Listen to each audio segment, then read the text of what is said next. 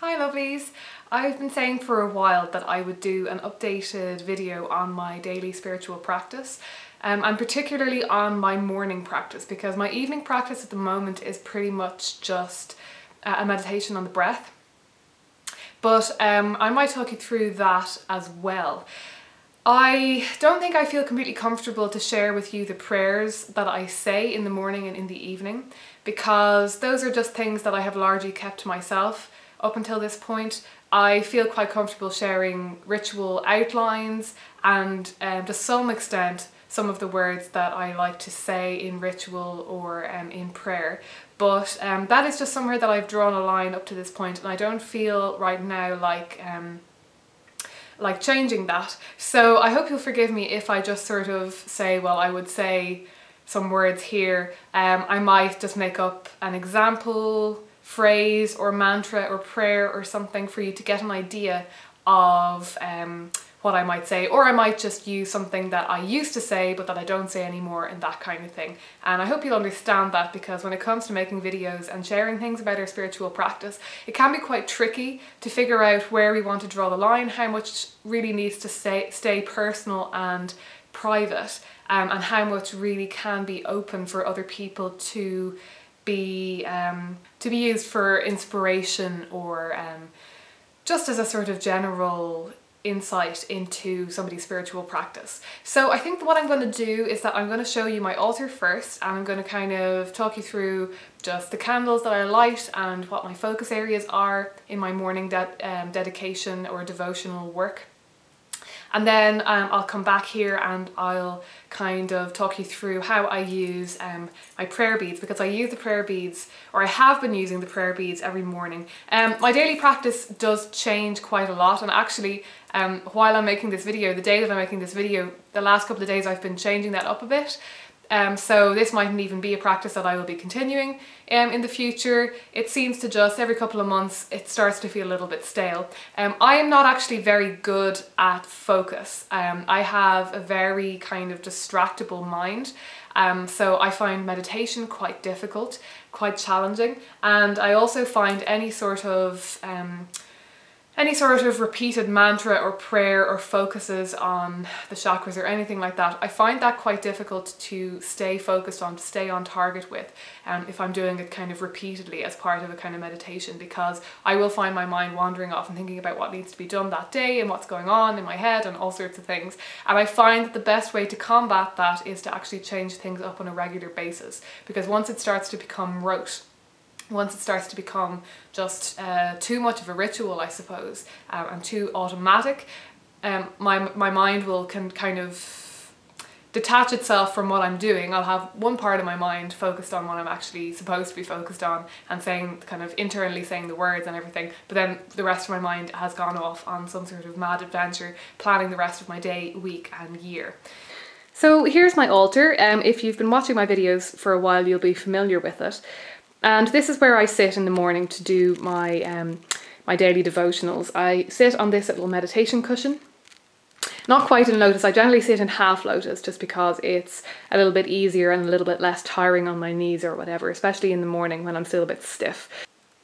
So the candles that you see here and here, and the candle here in the centre, I actually tend to only light them when I'm doing ritual for the Sabbats or the Esbats. Mainly because this central candle here, if I only light it for 20 minutes, it starts to tunnel really badly, and it already is tunneling because the wax doesn't melt all the way out. And then just because these two candles kind of go with that candle, I feel like I light them as a trio. So I actually don't light them every day. Instead, I just light these little tea lights on either side. I'll change to votives once I've run out of tea lights.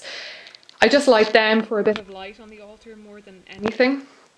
And I don't really light a candle specifically dedicated just to Cosmos or to Goddess. My morning devotionals are kind of mostly about the gods. They're mostly about personified deity. So originally that was just about the Morrigan, and it's still mostly focused on her. So I light a candle to her. I say a few words. I just kind of say her name pretty much and light this candle. But then these days I also light two candles down below for Ganesha and Odin.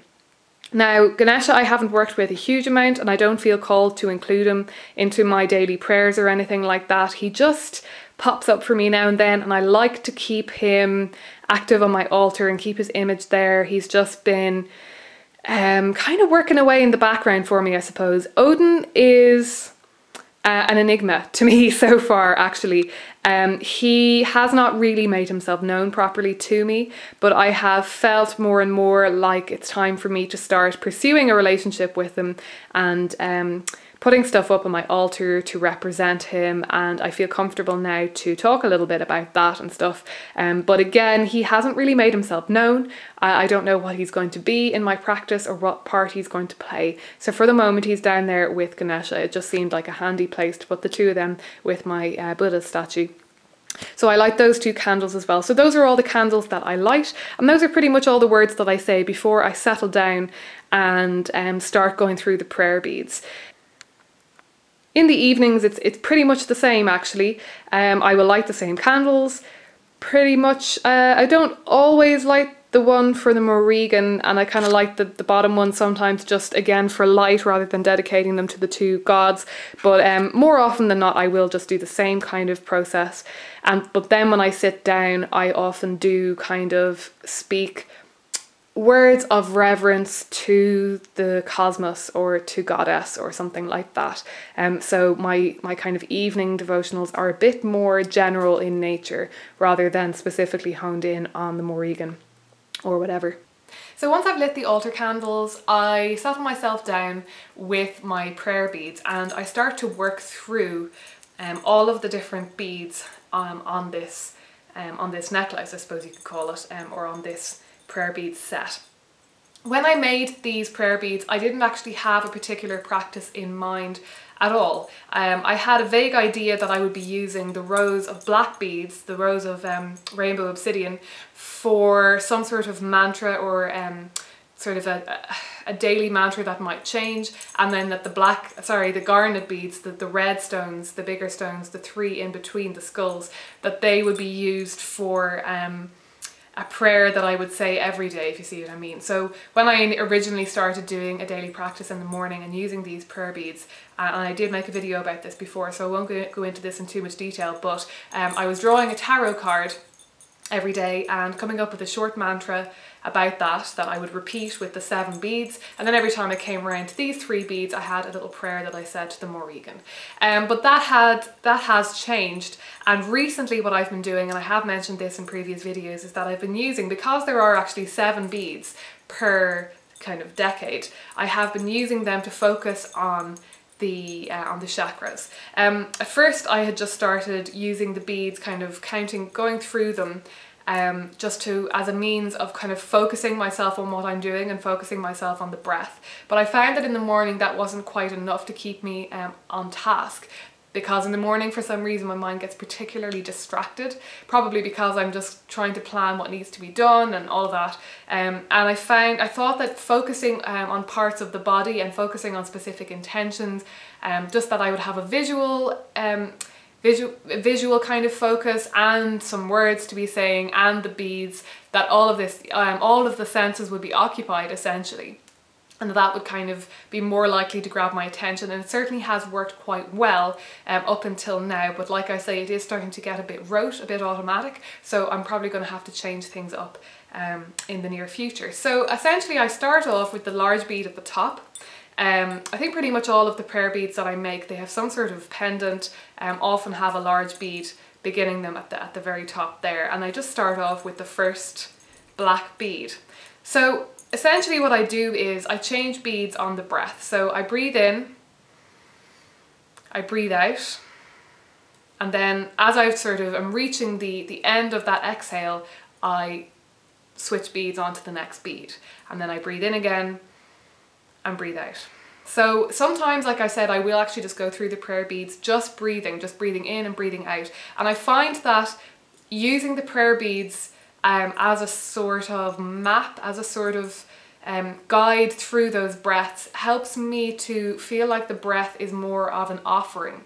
It helps me to focus more on the breath, and it feels as though, particularly because I was used to using these beads to say a mantra in my mind, I found that the silence of the breath actually really helped me feel like I was offering up that silence as a prayer, and that is something that I still do. But what I do these days is that I start with the first bead, and I start with the root chakra. Now I start from the root chakra and work my way up because it's the morning time and because I want to raise energy rather than sort of ground the energy again. If I was doing this in the evening, I would probably go from the crown chakra down so that I'm sort of drawing energy down and kind of stilling and calming. But in the morning I tend to be quite sleepy, and I find that it's better to kind of go upwards with the chakras. So I start with this first bead, and I was mixing it up more in the beginning, but after a while I kind of slipped into certain words that I would use. But basically I would pick a word for that chakra to set an intention for the day. So for example, if it's the root chakra, I might want to say that today I will be grounded.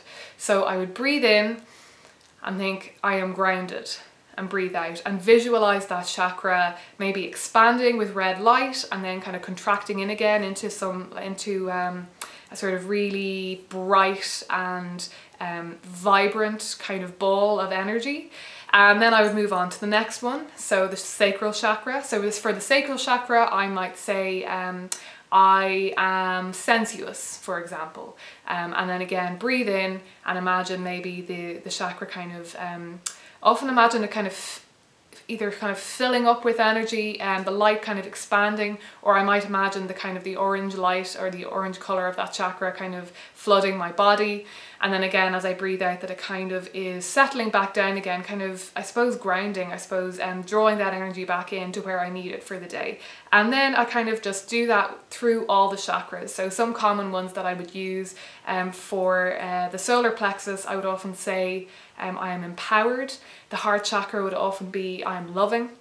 The throat chakra would be, that was more varied. I'd have various different things that I might feel that needed to be set for the day in regard to my throat chakra. Sometimes I would actually, I would have something different for my heart chakra, like maybe compassionate, and then my throat chakra would be loving because I would want to be speaking in a loving way, or patient, or any sort of just any words like that. One of the common ones was creative, anything that I felt like I needed to be. And like for me, the throat chakra is a bit volatile. I feel like sometimes I'm very vocal and able to put forward my truth and able to communicate very well, but sometimes I feel as though I get very constricted in the throat chakra and very kind of paralyzed. So that was an important one for me. Then the third eye would usually be something like intuitive, and then the crown chakra would be usually connected or expansive. So like I say, you just go through the 7 beads and move up the body gradually, and I would visualize the color of the chakra, think the words of the kind of intention that I was setting related to that chakra for the day, until I would get to the little skull bead here. So the reason I decided to go through the chakras was because I feel like they are quite a good balanced system in terms of setting intentions for what you want to feel and experience for the day, because they have been associated with various different aspects of the body and of the psyche and how we interact with our other people, with our surroundings, and how we feel in ourselves. So rather than just coming up with a random set of intentions, I liked the idea of having to choose intentions that related to all 7 of those chakras, so that I wasn't sort of ignoring any aspects of the self or of the human experience or anything for the day. So yeah, I really enjoyed doing that, and like I say, after a while I found myself using the same words over and over, and I think that was at the point at which it started to get a bit stale. So that's something that I would mention, and I haven't mentioned before, is that don't feel scared about changing up your daily practice, because it's something that you're doing every day. Some aspects of it you might want to keep absolutely the same for years, just so that it acts as a trigger for your mind to tell you, right, okay, this is my morning devotional practice. I'm setting myself into this frame of mind now. But when it comes to sort of the active parts, personally I find that changing things up is good. It just depends on the person, really. So then when I get to the skull bead, I would generally just have a breath of silence, and that would be connecting me to Goddess. I have developed this personal name for Goddess, for cosmos, for the divine in general, and that's a name that I don't share with anybody, that's very private. So these skull beads are basically kind of in dedication to her. I do think of cosmos and the divine cosmos as, generally speaking, as being feminine, but it's not a hard and fast thing. It's more because I like to personify the divine, and therefore it's easier to choose a gender, but that's something that I've gone into in other videos. So then these 3 beads I used to say a prayer to the Morrigan, and the prayer that I say to her currently kind of has 4 parts. It has 3 or 4 parts, so it works quite well to kind of say one part, then move on to the next, and then move on to the next. So the one part of that I am completely happy to share with you is very simple. It's just Hail Morrigan, Macha and Baive, because I work with the Morrigan in her capacity as the Morrigan herself, which is kind of all-inclusive of all her different facets, and then particularly with Macha and with Baive as well. And then as I go through the other 2 parts, I have 2 other, the first part is sort of talking about how I see her and her role in me and in my experience of the world, where I see her, where I experience her, and her liminality kind of thing. And then the third part is a sort of dedication, offering myself up and suggesting how I might, during the day and during my life in general, that I might that certain things that I do are kind of in offering to her and inspired by her and that kind of thing. Other things that I have said in dedication to the Morrigan before, I've gone through parts of her prophecy, one of her prophecies from the first battle? The Battle of Moytura anyway. It's one of the mythological stories, mythological Irish stories that the Morrigan kind of has a really primary role in. And she speaks a few prophecies. There are 2 prophecies in particular in the story that I'm thinking of, and it's a very powerful poem that she speaks.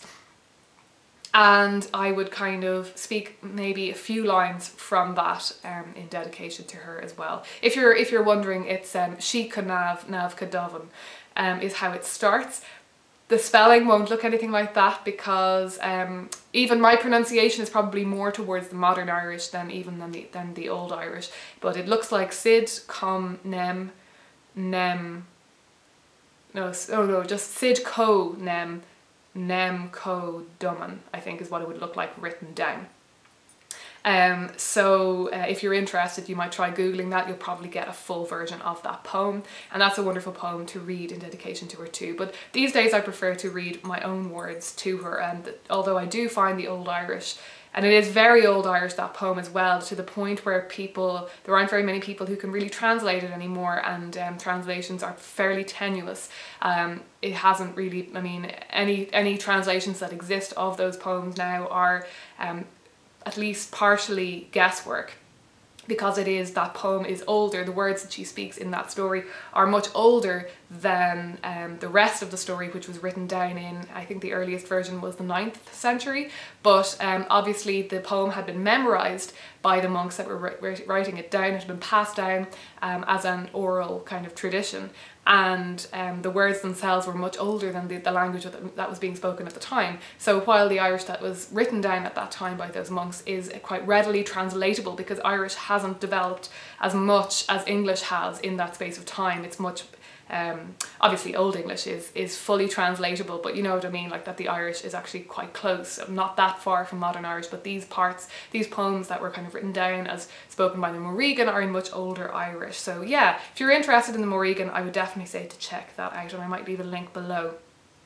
So essentially then what I do is I just work through the whole set of prayer beads, and I do that for all of them. I get round to this big bead again, so then I will have done 5 rounds of the chakras and 4 rounds of the prayer to the Morrigan. When I get to the large bead, I treat this as though it's just one of those sets of garnets, so I kind of go through the prayer to the Morrigan again, and then I go through it again. So altogether I do 10 rounds of the chakra kind of meditation and 9 rounds of the poem to the Morrigan. 9 is very much a number that is sacred to her.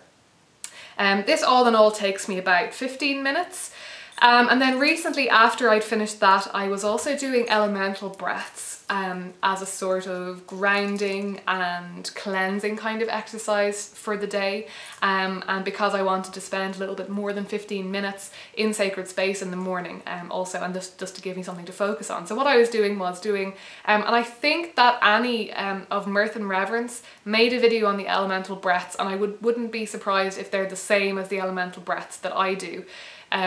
So essentially the elemental breaths are starting with earth, that you breathe in your nose and out your nose. Then there's water, you breathe in your nose and out of your mouth. Then there's fire, you breathe in your mouth and out of your nose. And then air, you breathe in your mouth and out of your mouth. I do each of these 3 times slowly, and I visualize with each one. For earth, I visualize that I'm drawing up energy from the earth and then releasing any tension or anxiety or worries back in. So it's very much a grounding exercise. For water, I imagine that I'm drawing up energy from a still body of water, like a lake or the ocean. And then on the exhale, I imagine that I'm standing under a waterfall and that the water is sort of cleansing me. For fire, I actually focus on the heart chakra. I imagine that the chest is kind of opening up. I let my rib cage kind of expand, and I imagine that a flame is sort of kind of that there is an ember inside me and that it's bursting into flame, and then as I exhale that the flame is dying down back into an ember and everything is kind of closing up again. And then for the air breath, I imagine that I'm standing on a mountaintop and that there's wind blowing, and then I will kind of imagine on the out breath something like feathers or the wings of a bird or something like that.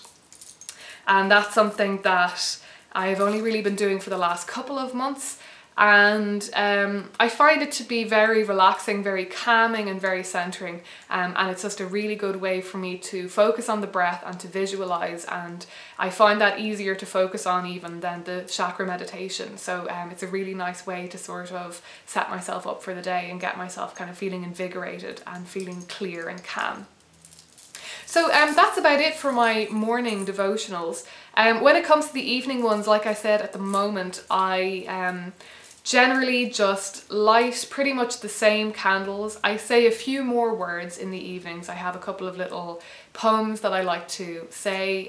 I kind of mix it up a bit depending on how I feel. I have words that I've just kind of written myself, kind of just to revere cosmos or goddess or whatever, and then I just generally do about a half-hour meditation on the breath in the evening. Sometimes if I'm feeling like I'm not going to be able to just focus on the breath, I will focus on silence, or like I said before, I will go through the prayer beads and I will use them to focus on silence and the breath and sort of offer up that silence and those breaths to goddess or to the Morrigan or whatever god that I'm feeling like connecting with at that time. So finally, I just want to mention, of course, that there are a couple more ways that you can use the prayer beads, that I do use my prayer beads, other than just prayer or following the breath.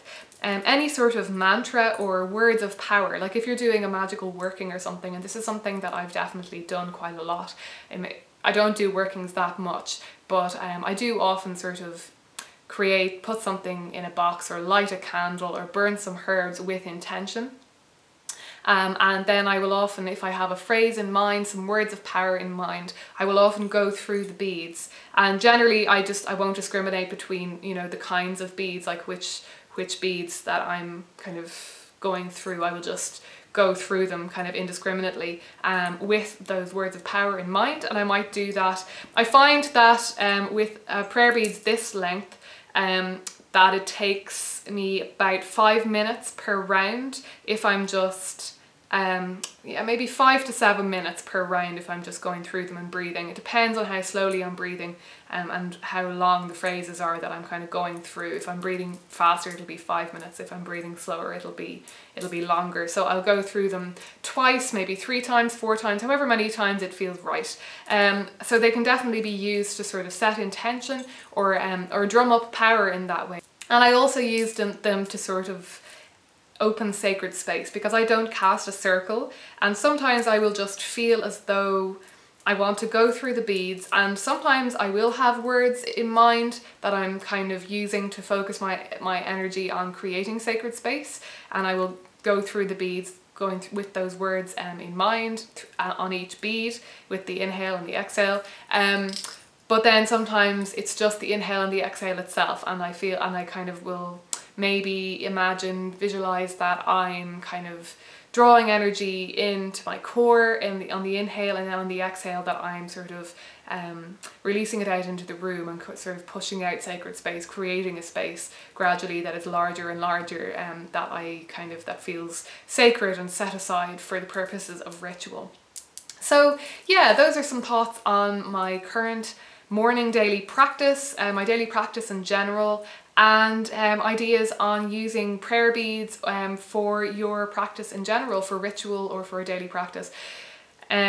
Yeah, if you're interested in purchasing a set of prayer beads, I will link below where all my prayer beads are on Etsy. I sell various different types of prayer beads which are kind of dedicated to different gods. Or if you have mala beads or rosary beads or anything like that, you can definitely use them for this kind of work as well. And you can certainly make your own if you just want to buy some beads and some string and create something really simple. If you just want to try out using them or something. I've found them really, really central to my practice actually. It's hard to imagine now how I ever did without them. I've had them for more than a year now.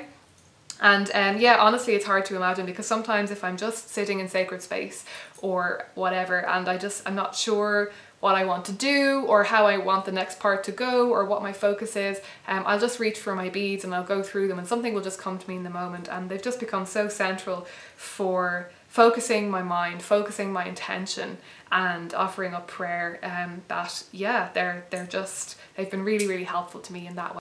So I'll leave it there. I hope that was helpful, and if you have any more questions about prayer beads or my daily practice or anything like that, then do comment below, and take care, and I'll talk to you again soon.